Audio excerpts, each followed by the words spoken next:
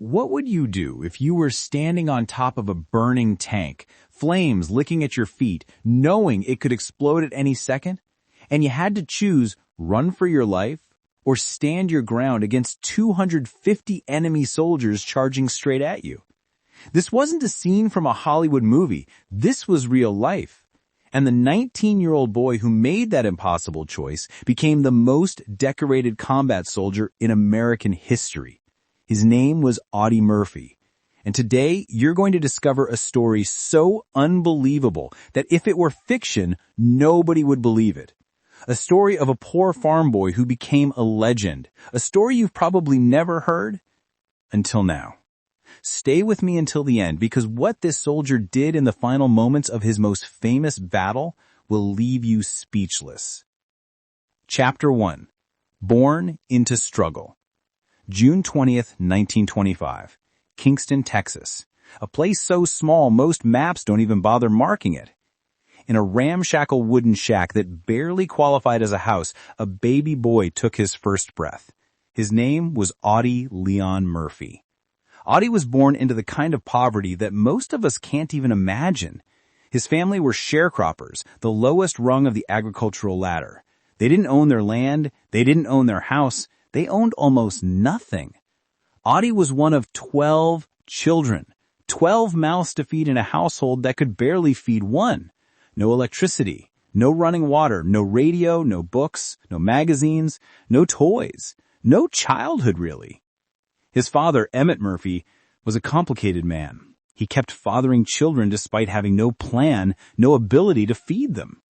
Eventually, when Audie was just 10 years old, his father did what weak men do. He abandoned the family completely and never came back. At 10 years old, Audie Murphy became the man of the house. While other kids played games, Audie hunted. With just a .22 rifle, he'd disappear into the Texas brush for hours, hunting rabbits, squirrels, anything that could be eaten. He became an expert marksman out of necessity. Every shot had to count. Every bullet mattered, because if he missed, his brothers and sisters went hungry that night. This skill, born from desperation, would later save hundreds of lives. Chapter 2. Loss and Determination. When Audie turned 12, his mother made a heartbreaking decision. She told him he could quit school, not because she didn't value education, but because the family needed money to survive. Audie had completed just 5th grade. That was the end of his formal education. He picked cotton under the scorching Texas sun. He worked odd jobs wherever he could find them. His hands, still those of a child, became calloused and rough. But Audie never complained. He understood what was at stake. Then in 1941, tragedy struck again. Audie's mother died. He was just 16 years old. The woman who had held the family together through impossible circumstances was gone. And here's where it gets worse. Audie watched helplessly as his younger brothers and sisters were split up. Some went to orphanages. Others went to distant relatives. The family he had worked so hard to keep fed was scattered to the wind. Audie Murphy was 16 years old, barely educated, dirt poor, and utterly alone. Most people in his situation would have given up. But Audie Murphy wasn't most people. Chapter 3. The Boy Who Wanted to Fight. December 7th, 1941. The Japanese attacked Pearl Harbor, and America was thrust into World War II. Across the nation, young men lined up at recruiting stations eager to serve their country. Audie Murphy was among them. For him, the military represented more than patriotism. It represented escape. Escape from poverty. Escape from the painful memories. A chance to matter. A chance to be somebody. There was just one problem. Audie Murphy was 5 feet 5 inches tall and weighed barely 110 pounds. He looked like a strong wind could blow him over. First he tried the Marines. They took one look at him and said, no. Too small, too light, not soldier material. Then he tried the Army Airborne. Same answer. Rejected. But remember what I told you about Audie Murphy. He wasn't most people. He refused to give up. For months, he went home and focused on one thing, gaining weight. He consumed bananas and milk religiously. Every pound mattered. Every ounce counted. Because if he didn't gain weight, he would never become a soldier. His sister helped him falsify documents to prove he was 18 years old instead of 17. With his adjusted paperwork and his slightly heavier frame, he returned to a recruiting station in Dallas, Texas. On June 30th, 1942, the United States Army finally accepted Audie Murphy. They had no idea they'd just recruited a legend. Chapter 4. Training and First Combat. Basic training at Camp Wolters, Texas. While other recruits struggled with marksmanship, Audie Murphy's rifle seemed like an extension of his body. Those years hunting in the Texas brush had made him one of the finest shots the Army had ever seen. But his officers weren't sure what to do with him. He still looked like a kid, baby-faced, soft-spoken, polite. He didn't drink, he didn't curse, he didn't cause trouble. Some wondered if he had the killer instinct needed for combat. They were about to find out. In February 1943, Audie shipped out with Company B, 1st Battalion, 15th Infantry Regiment, 3rd Infantry Division.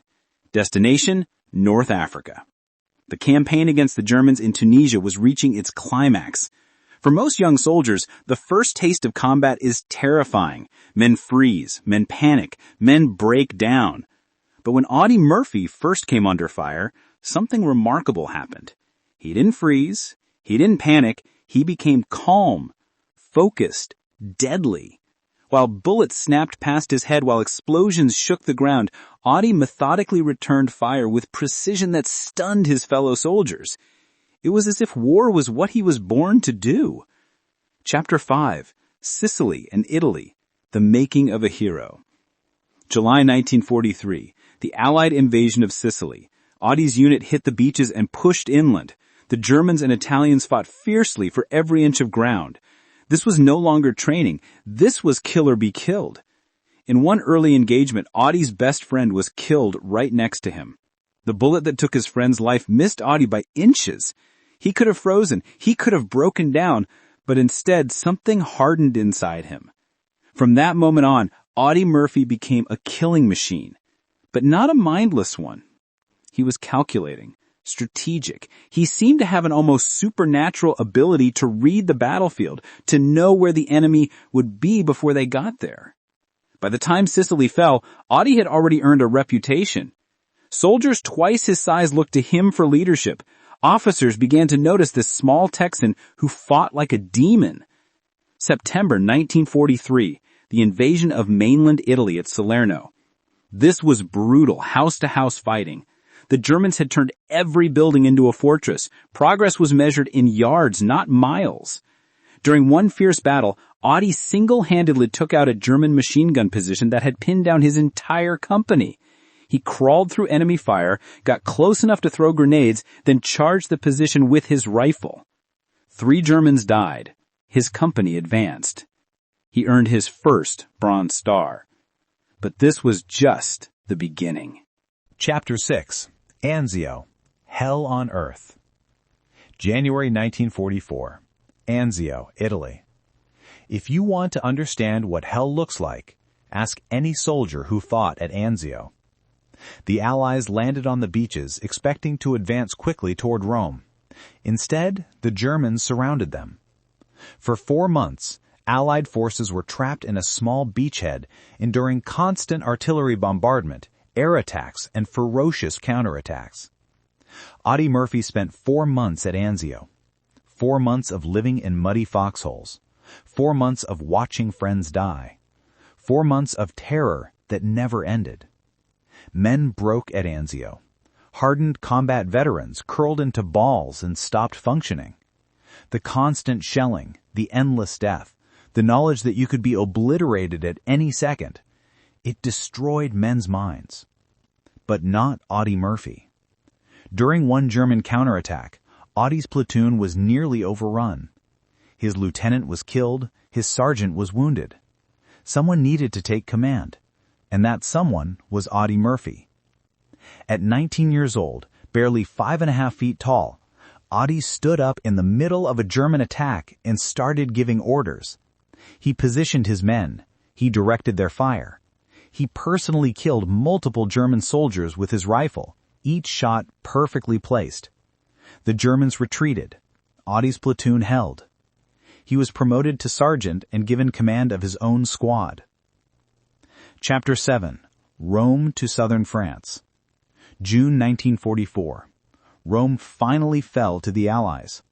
Audie Murphy marched into the Eternal City, but there was no time to celebrate. The war was far from over. August 1944. Operation Dragoon, the invasion of southern France. Audie's division hit the beaches and began pushing north through France. The Germans were in retreat, but they weren't surrendering. They fought for every village, every bridge, every crossroad. It was during this campaign that Audie Murphy truly became a legend. In one engagement, his company was pinned down by German forces in a fortified position. Audie took it upon himself to flank the enemy. Alone, he crawled through a vineyard, got behind the German lines, and opened fire. He killed 6 German soldiers and wounded 2 more. His company advanced. In another battle, German soldiers pretended to surrender, then opened fire when Americans came to take them prisoner. It was a war crime, and Audie Murphy witnessed it. He was furious. When he finally captured those German soldiers, his men thought he might execute them on the spot. Instead, Audie followed the rules of war. He took them prisoner. But from that day forward, he fought with even greater intensity. By September 1944, Audie Murphy had earned the Distinguished Service Cross, the Silver Star, and multiple Bronze Stars. He'd been promoted to second lieutenant, making him one of the youngest officers in the U.S. Army. His men loved him. Not because he was easy on them, but because he led from the front. He never asked them to do anything he wouldn't do himself. And they knew that if they followed Audie Murphy, they had the best chance of surviving. Chapter 8. The Vosges Mountains, Winter Warfare. October 1944. The Vosges Mountains of northeastern France. As autumn turned to winter, the weather became as much an enemy as the Germans. Rain, mud, cold, misery. The German army was making its last stand before the Rhine River. Every hilltop was fortified. Every forest concealed machine gun nests. The fighting was savage. On October 2nd, 1944, near the village of Clary, Audie Murphy's best friend, Laddie Tipton, was killed by a German sniper. Laddie had been with Audie since basic training. They'd fought through North Africa, Sicily, Italy, and France together. Audie was devastated. He blamed himself for Laddie's death, believing he should have been more careful, should have spotted the sniper first. That night, Audie Murphy went out alone on a one-man mission of vengeance. He hunted German positions in the dark. By dawn, he had killed multiple German soldiers and destroyed 2 machine gun nests. His superiors were furious that he'd gone out alone, but they also recognized that Audie Murphy was not an ordinary soldier. He was something else entirely. Chapter 9. The Defining Moment. Holzwehr. Now we come to the moment that made Audie Murphy immortal. The moment that everything in his life had been building toward. January 26th, 1945. A small village called Holzwehr in the Alsace region of France. Audie's company had been reduced to just 19 men. Disease, casualties, and exhaustion had taken their toll. But they had a mission. Hold the woods near Holzwehr and prevent a German counterattack. The morning started quiet. Too quiet. Audie knew what that meant. The Germans were coming. Around 2 p.m., it started. Through the mist and snow, German tanks appeared. Not just 1 or 2, 6 tanks, and behind them over 250 German infantry soldiers. Audie immediately called for artillery support and ordered his men to fall back to better defensive positions. He jumped on the field telephone, calling in coordinates for American artillery. Then disaster struck. 2 American tank destroyers that had come to support them were hit by German fire. One was knocked out immediately. The other, an M10 tank destroyer, was hit and began burning. The crew evacuated, running for their lives, because everyone knew what happened to burning tanks. They exploded. Audie watched his men retreating. He watched the Germans advancing. He watched that burning tank destroyer. and he made a choice that defied all logic, all reason, all instinct for self-preservation. Audie Murphy climbed onto that burning tank destroyer. The tank was on fire. Flames and smoke poured from its engine compartment. At any second, the ammunition inside could cook off and the entire vehicle could explode, killing anyone nearby. But mounted on top of that tank destroyer was a .50 caliber machine gun, and Audie Murphy needed that gun. He grabbed the machine gun's handles and opened fire on the Germans advancing. The Germans couldn't believe what they were seeing. A lone American soldier standing on top of a burning vehicle, pouring machine gun fire into their ranks. They concentrated all their fire on him. Rifle bullets zinged past his head. Machine gun rounds sparked off the tank's armor. Mortar shells exploded nearby, showering him with dirt and shrapnel. Audie didn't move, didn't flinch, didn't run. And the entire time, he was on the field telephone, calmly calling in artillery strikes. He directed American shells to land danger close, some exploding just yards from his own position. German soldiers were torn apart by the artillery he called down. The Germans tried to flank him. Audie spotted them and cut them down with the machine gun. They tried rushing his position. He mowed them down. His ammunition ran out. He reloaded and kept firing. For nearly an hour, one man held off an entire German force. Finally, the Germans broke. They couldn't advance. They couldn't flank him. They retreated. Only then did Audie Murphy climb down from that burning tank destroyer. Only then did he collapse from his wounds. When the smoke cleared and the bodies were counted, Audie Murphy had killed or wounded approximately 50 German soldiers. By himself. While standing on a burning tank that could have exploded at any moment. His actions had stopped the German counterattack cold. His company, his battalion, possibly the entire American line in that sector, had been saved by one small man from Texas who refused to run. Chapter 10. The Medal of Honor. For his actions at Holtzwihr, Audie Murphy was awarded the Medal of Honor, America's highest military decoration. The official citation reads, in part, Second Lieutenant Murphy's indomitable courage and his refusal to give an inch of ground saved his company from possible encirclement and destruction and enabled it to hold the woods which had been the enemy's objective. But that doesn't capture the insanity of what he did. The sheer impossible bravery required to stand on a burning tank and fight an entire enemy force alone. By the time World War II ended in May 1945, Audie Murphy had become the most decorated combat soldier in American history.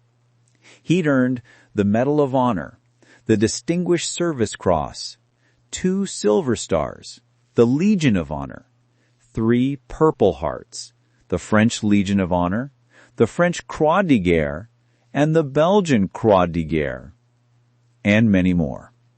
Every major combat decoration the United States could award, Audie Murphy earned. He was 20 years old. Chapter 11. Coming Home, The Invisible Wounds. When Audie Murphy returned to America in June 1945, he was a national hero. His picture appeared on the cover of Life magazine. He was paraded through the streets. Everyone wanted to meet the baby-faced warrior who'd won the Medal of Honor.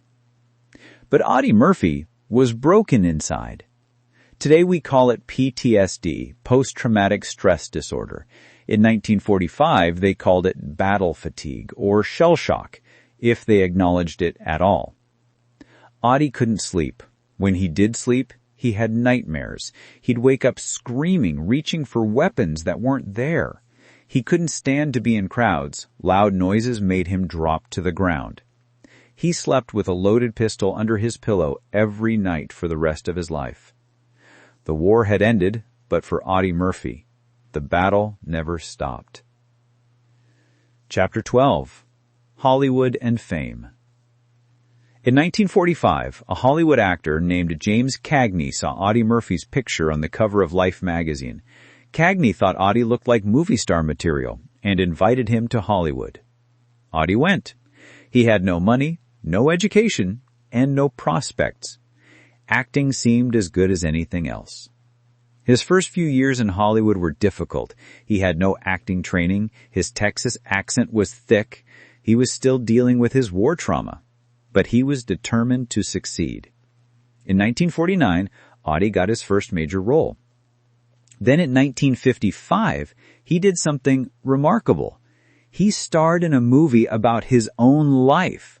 The movie was called To Hell and Back, based on his autobiography of the same name. To Hell and Back was a massive hit, becoming Universal Studios' highest-grossing film until it was surpassed by Jaws in 1975. Audie Murphy, playing himself, showed America what he'd endured during the war. Over the next 2 decades, Audie appeared in 44 films, mostly westerns. He was never a great actor, but he was competent, and audiences loved him because he was genuine. He was the real deal. But the demons never left him. Chapter 13. Struggles and Advocacy. Despite his fame and success, Audie Murphy struggled financially. He was generous to a fault, often giving money to struggling veterans or fellow actors. He made poor business investments. He gambled. By the late 1960s, despite having earned substantial money from films, Audie was nearly broke. But what truly haunted him was the invisible wound of PTSD. Audie became one of the first public advocates for recognizing and treating combat trauma. He spoke openly about his nightmares, his anxiety, his depression. In an era when men, especially war heroes, were expected to be stoic and silent about such things, Audie Murphy spoke the truth. He testified before Congress about the need for better treatment for veterans suffering from psychological wounds. He helped break the stigma, saving countless lives in the process. Audie's willingness to discuss his struggles was as brave as anything he did in combat. Perhaps braver, because this enemy couldn't be defeated with a rifle. Chapter 14. The Final Mission. May 28, 1971. Audie Murphy, now 45 years old, was flying from Atlanta to Virginia in a small private plane. He was traveling on business, trying to secure financing for a new project. The weather was terrible. Rain and fog reduced visibility to almost nothing. The pilot was experienced, but conditions were beyond dangerous. Near Catawba, Virginia, the plane crashed into Brush Mountain. Everyone aboard was killed instantly. Audie Murphy, who had survived countless battles, who had stood on a burning tank against impossible odds, who had cheated death 100 times in combat, died in a plane crash on a foggy mountainside. The irony was not lost on anyone. Chapter 15. Legacy. The hero who never stopped fighting. Audie Murphy was buried with full military honors at Arlington National Cemetery. His grave is the second most visited in the entire cemetery after President John F. Kennedy's. His headstone is simple, like the man himself. It lists his name, his rank, his birth and death dates, and his Medal of Honor. But Audie Murphy's legacy goes far beyond medals and movies. He showed that heroes don't need to be tall or strong or imposing. They need to be courageous. He showed that true bravery isn't the absence of fear. It's acting despite the fear. He showed that you can come from nothing, from absolute poverty and hardship, and still become something extraordinary.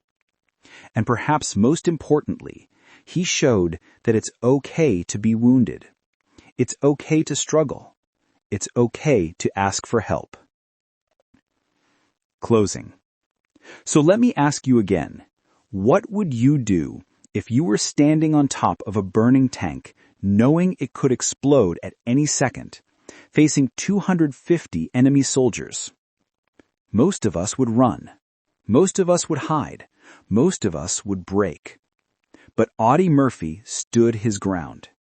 A poor farm boy from Texas, barely educated, small in stature but giant in courage, became the most decorated combat soldier in American history. He was awarded 33 medals and citations, including every medal for valor that the United States could award. He killed over 240 enemy soldiers during the war. He saved countless American lives through his bravery and skill. But more than that, he was human. He struggled. He suffered. He wasn't a perfect Superman from a comic book. He was a real person who faced impossible odds and refused to quit. That's what makes his story so powerful. Because if Audie Murphy, a poor kid from nowhere who had every excuse to fail, could become a legend, what's your excuse? Remember his name, Audie Leon Murphy, June 20th, 1925 to May 28th, 1971. American hero, American legend. And remember what he proved, that courage isn't about being fearless. It's about standing your ground when everything tells you to run.